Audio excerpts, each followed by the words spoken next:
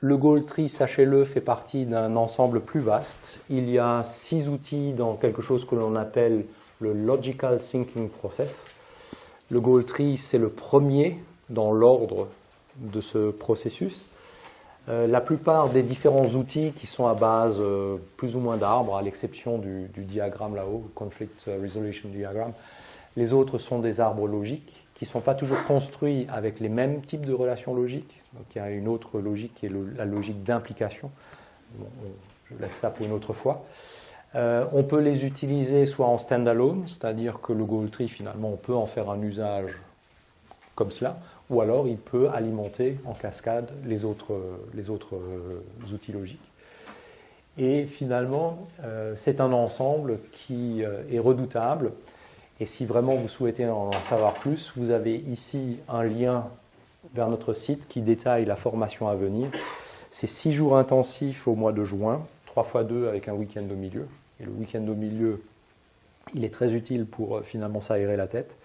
Et c'est le père des Goal Tree, Bill Dettmer lui-même, qui vient des lointains États-Unis, animer cela. Le prérequis, et ça c'est, désolé, on ne peut pas faire autrement, il faut avoir un anglais suffisant, puisque tout se fait en anglais. Et c'est quelque chose qui est moitié théorique, moitié pratique, puisque les participants sont priés de venir avec un problème à résoudre, une stratégie à déployer, et ils repartent avec l'ensemble des arbres construits, revus, robustes, prêts à être mis en œuvre, mis en action. Et si vous demandez à Bill Dettmer finalement quelle est sa définition du Logical Thinking Process, donc là on parle de l'ensemble et pas uniquement du Goal Tree, et bien pour lui c'est de partir d'une problématique qui est diffuse, mal cernée, mal qualifiée, et finalement d'arriver à faire quelque chose où on sait parfaitement ce qu'il faut faire pour résoudre ces problèmes-là. Donc j'aurai le plaisir de co-animer la session au mois de juin avec Bill. Donc les gens intéressés, vous avez les références. Sinon, vous avez son livre. Vous avez son livre un peu cher. Il doit être dans les 80 €, mais il les vaut largement. Si vous prenez la formation chez nous, de toute façon, ce livre et un autre fait partie du pack, donc vous l'aurez. Vous l'aurez même en avance, puisqu'il faut en lire des chapitres avant de se présenter dans la session. Et je vous ai fait ici une petite fiche de synthèse à propos uniquement du Goal Tree. D'accord ? Un mot encore sur le bouquin, il est vraiment très bien parce qu'il vous donne pas à pas l'ensemble de la démarche pour l'ensemble du Logical Thinking Process. Donc ça commence par le Goal Tree, mais il va bien au-delà. Et comme c'est un excellent pédagogue, il a finalement tout mis dans ce bouquin.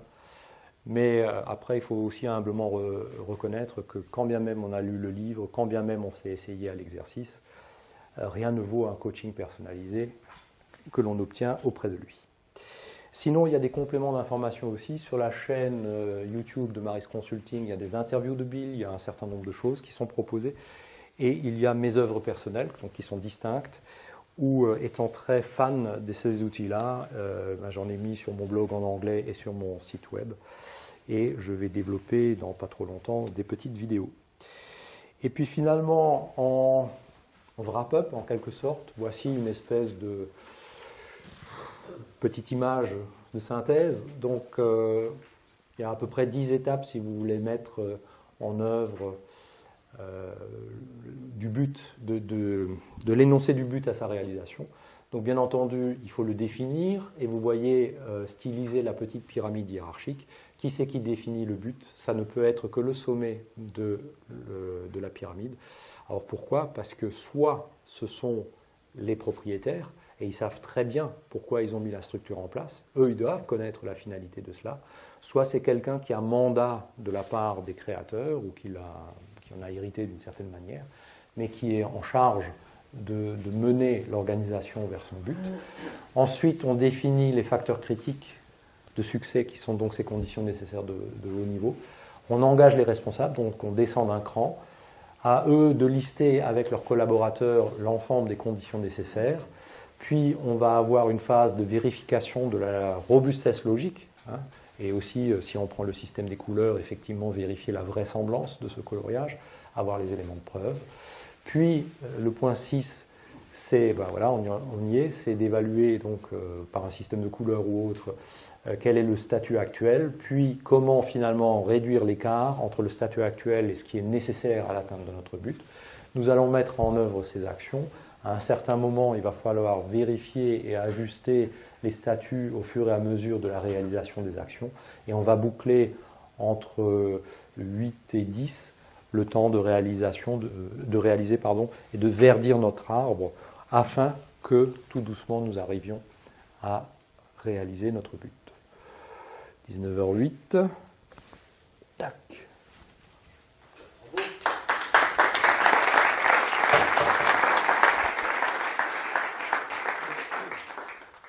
Une limpidité incroyable, et donc effectivement, il y a eu pas mal de questions posées. Donc je vais poser déjà les trois premières questions, le temps que vous réfléchissiez un petit peu les questions. Alors, il y a juste une chose qui est bon, dans un point de détail, mais par exemple dans le bouquin d'Etmer, là, il y a les arbres, enfin, ici c'est très arborescent, quoi. Oui. Et dans le bouquin d'Etmer, ça se croise un peu plus en même temps. Donc, oui, c'est vrai. C'est une volonté de dire je présente simplement, ou alors c'est un parti pris de dire non, il ne faut pas que ça se croise un petit peu. Alors, il y a les deux. Là, c'est un exercice pédagogique, donc effectivement, les arbres sont un petit peu arrangés pour que ça fasse visuellement du sens. Mais néanmoins, ta remarque est judicieuse. La facilité de lecture est absolument importante. Si on présente, imaginez que vous ayez fait un arbre fabuleusement robuste et qui vraiment est éclairant au possible sur ce qui est à faire. Vous présentez ça à votre direction générale ou à vos subordonnés, ben voilà ma brillante idée. S'ils voient un plat de spaghettis complètement incompréhensible où on va se perdre en suivant les différentes relations, on part déjà avec un sacré handicap. Donc la recommandation, c'est effectivement d'éviter tous les croisements de flèches, les croisements de flèches, et d'avoir quelque chose qui est aussi simple que possible. Il ne faut absolument pas effrayer finalement notre auditoire. Là, c'est presque du neuromarketing, mais il ne faut pas les mettre en alerte par rapport à un truc qui serait trop compliqué. Donc ce n'est pas toujours possible, mais après il y a des astuces, on va pouvoir faire des espèces de renvois, plutôt que de croiser avec des flèches, on va plutôt faire des renvois chiffrés ou des repères qui vont nous renvoyer ailleurs, mais on évite de croiser, effectivement. Et ça devient très vite illisible si on croise.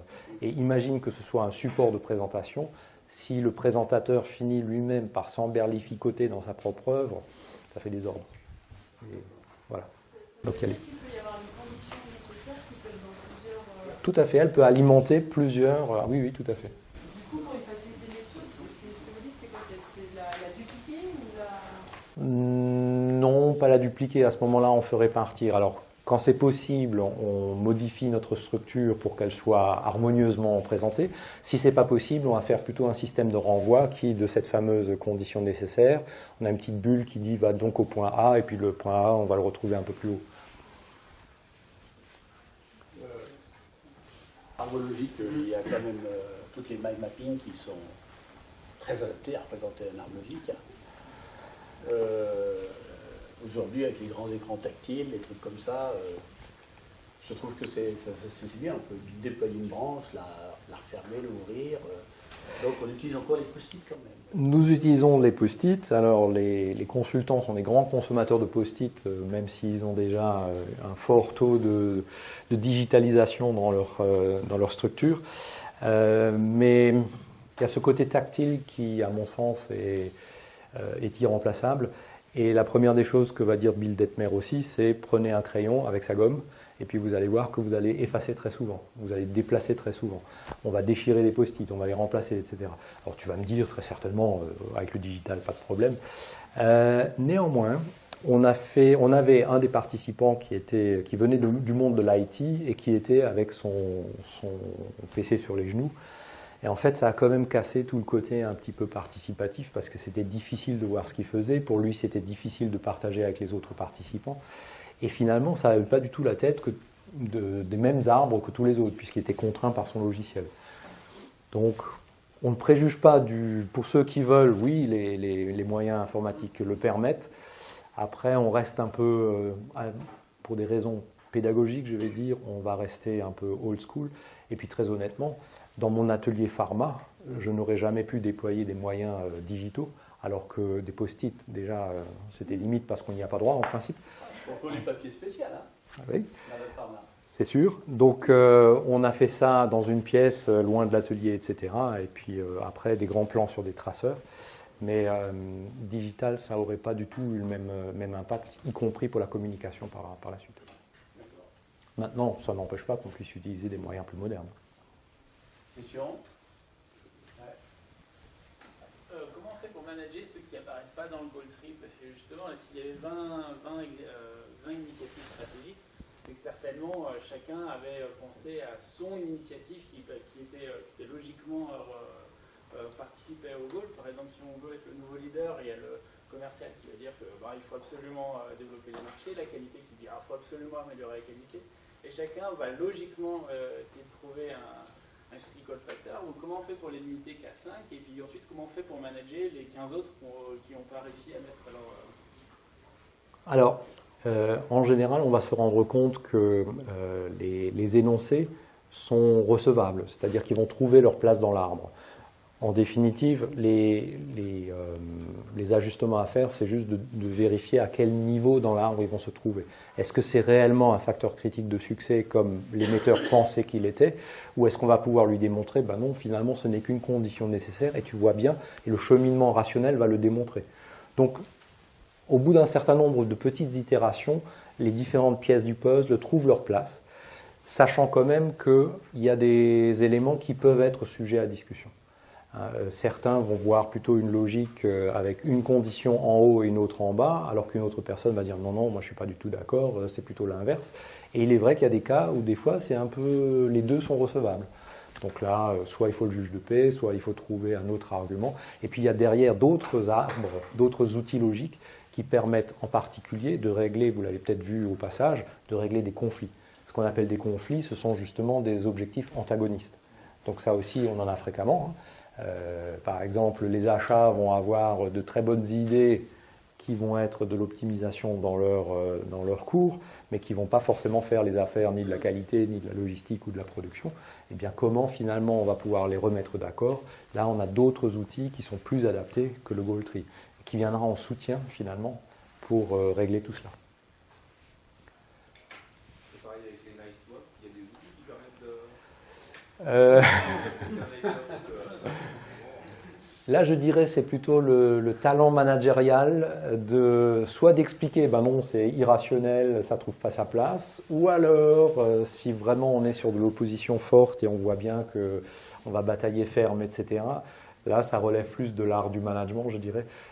Outils en tant que tel, pas dans cette collection-là, mais c'est plutôt la subtilité avec laquelle soit on peut convaincre les gens, soit on peut trouver un terrain d'entente. Il y en a peut-être un quand même, si c'est le même outil d'ailleurs, il s'appelle Evaporating Cloud. Moi, je préfère l'appeler le diagramme de résolution des conflits, Conflict Resolution Diagram, qui peut-être peut solutionner certaines choses et démontrer le côté soit irrecevable, soit de trouver un compromis gagnant-gagnant. C'est la force de l'outil. Ce n'est pas de lâcher quelque chose à son détriment, c'est que vraiment les deux parties trouvent leur compte. Pierre, Comment on s'assure d'avoir tous les facteurs clés critiques pour que le but soit atteint? Je reprends l'exemple de la maison. Ouais. J'ai mon terrain, Ouais. j'ai mon permis, j'ai mes matériaux. Les trois sont verts. C'est pour ça que bâtir la maison, on passe à autre chose. Oui, certes. Donc là, on est sur l'énoncé des conditions, des prérequis, des conditions nécessaires. Après, c'est l'ensemble des arbres qui suivent ou des outils qui suivent qui vont permettre d'aller jusqu'à un plan d'action détaillé. Alors très rapidement, ça se passe comment? Vous commencez par le goal tree qui est votre intention. Vous faites après le différentiel. Alors on l'a déjà fait avec les couleurs, mais il y a un autre différentiel qui dit pourquoi finalement nous avons des conditions qui sont rouges et qui sont oranges. Là, vous rentrez dans un autre arbre qui s'appelle le Current Reality Tree, où vous allez analyser pourquoi finalement vous n'arrivez pas à obtenir ces conditions nécessaires ou pas au statut souhaité. D'accord? Donc vous allez faire une analyse rationnelle. Une fois que vous avez cette analyse rationnelle, vous allez trouver un petit nombre de causes racines critiques. D'accord? Et la structure arborescente de cet arbre-là, qui est le Current Reality Tree, vous montre que si vous arrivez à tuer une cause racine critique, vous avez effondrement de toute l'arborescence qu'elle alimente, d'accord? Et que vous allez résoudre probablement avec élégance, avec une solution que vous injectez à un endroit, vous allez pouvoir résoudre des pans entiers d'éléments qui vous font de l'orange, du rouge, qui vous font des irritants, etc. Ensuite, par derrière, il va y avoir le Future Reality Tree, où finalement on va montrer comment on va injecter ces solutions dans la réalité courante, pour arriver à un autre arbre encore qui est celui de la transition, c'est-à-dire on va se poser la question quels sont tous les différents obstacles sur mon chemin. J'ai bien compris ce que je veux avec le Goal Tree, j'ai bien compris où j'en suis avec le Current Reality Tree, je vois bien les solutions à implémenter avec le Future Reality Tree, néanmoins j'ai encore des obstacles qui peuvent être la résistance au changement, qui peuvent être le temps de manque, qui peuvent être un tas de choses, et les ultimes conditions, vous allez les lister à ce moment-là, et après cela, vous serez en mesure d'avoir un plan d'action qui est quasi indestructible.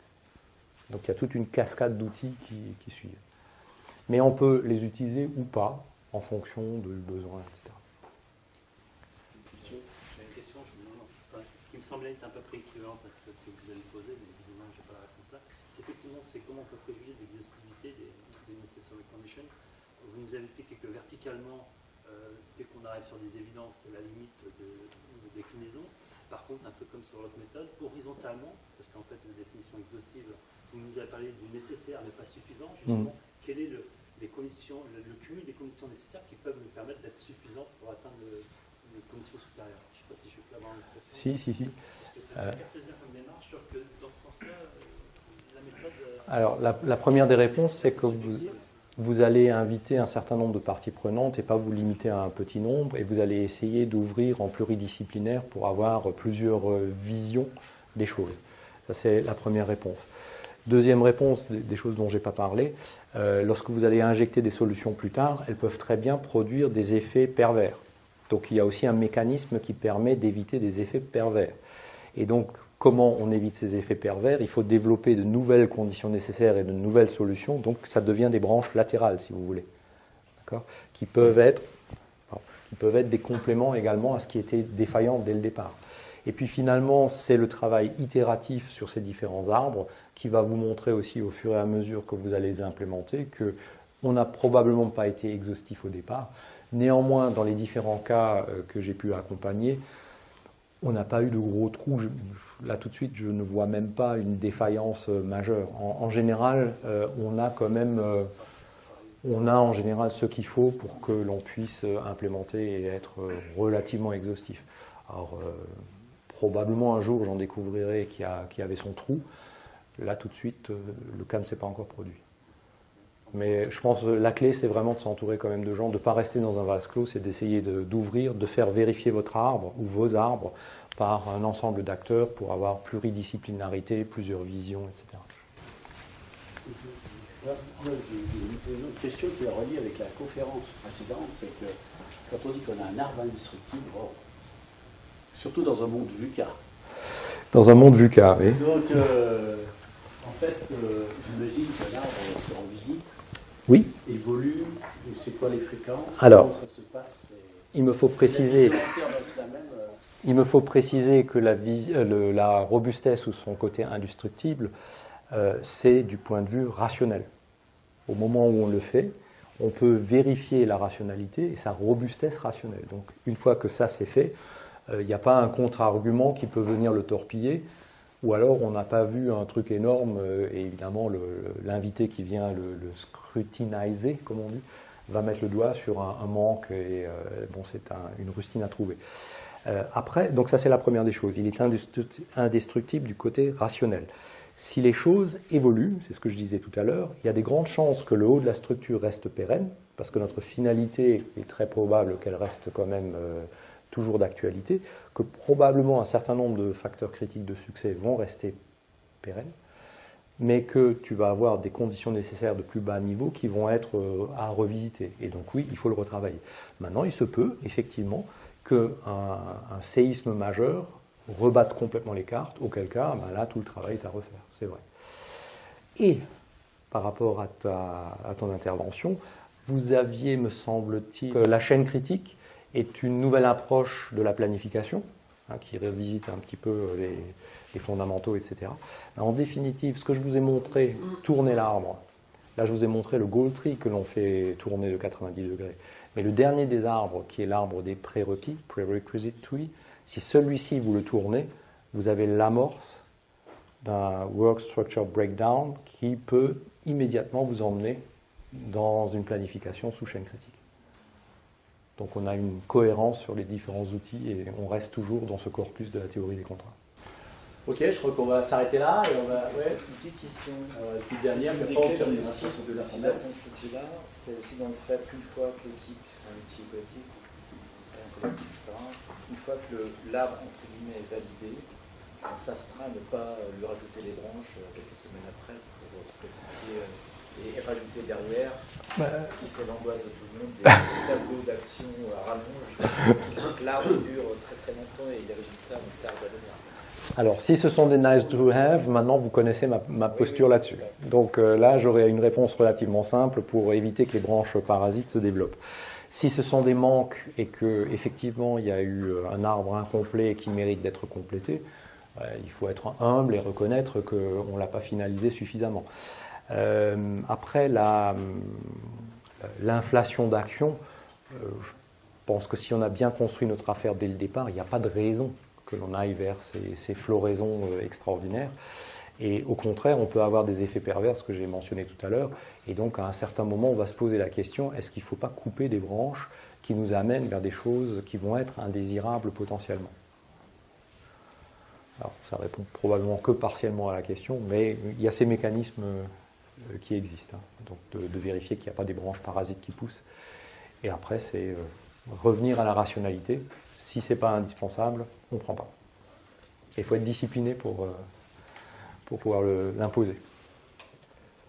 Ok, merci. Bravo.